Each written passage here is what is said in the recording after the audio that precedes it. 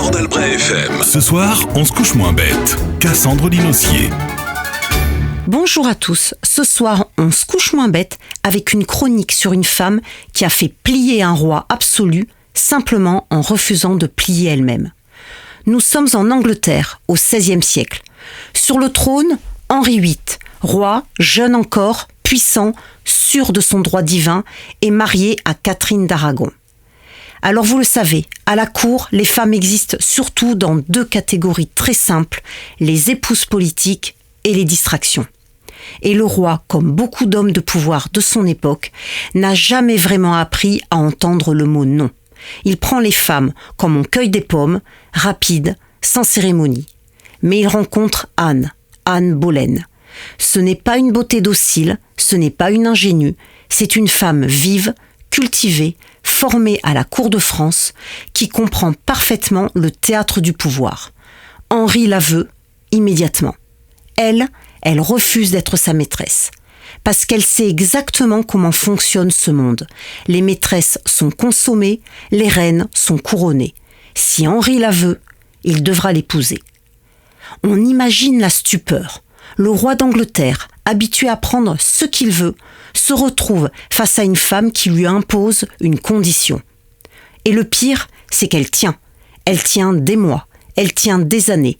Elle le fait attendre, tourner autour d'elle, écrire des lettres enflammées comme un étudiant amoureux. Alors Henri cède et décide de divorcer. Mais le divorce est impossible parce que le pape refuse. Qu'à cela ne tienne. Puisqu'Henri ne peut pas changer de femme, il changera de religion. En 1534, il rompt avec Rome et fonde l'Église anglicane. Une révolution spirituelle, politique et géopolitique qui transforme l'Angleterre pour des siècles. Il faut mesurer l'audace. Une femme du XVIe siècle qui a fait vaciller l'ordre religieux de l'Europe simplement parce qu'elle a refusé d'être une parenthèse.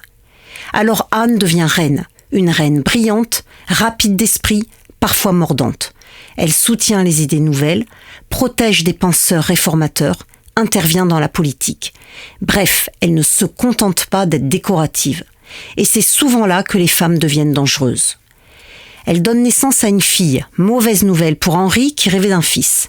La cour commence à murmurer, les ennemis se multiplient et soudain les accusations pleuvent. Adultes, inceste, trahison, sorcellerie. Un festival d'accusations aussi crédible qu'un horoscope.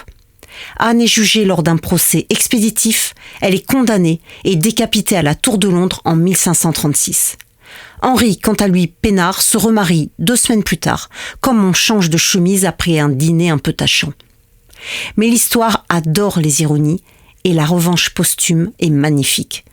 Car la petite fille qu'elle a mise au monde deviendra Élisabeth Ier, l'une des plus grandes souveraines que l'Angleterre ait connue. Une reine qui gouvernera 44 ans et transformera l'Angleterre en grande puissance. Alors oui, Anne Boleyn a perdu la tête. Mais avant cela, elle avait réussi quelque chose d'extraordinaire. Obliger un roi à changer les règles du monde simplement parce qu'elle refusait de se soumettre aux siennes. Voilà, alors ce soir, on ne se couche pas ensemble, mais on se couche moins bête. Ce soir, on se couche moins bête. La chronique impertinente et instructive de Cassandre Linossier. À retrouver en podcast sur portdalbretfm.fr.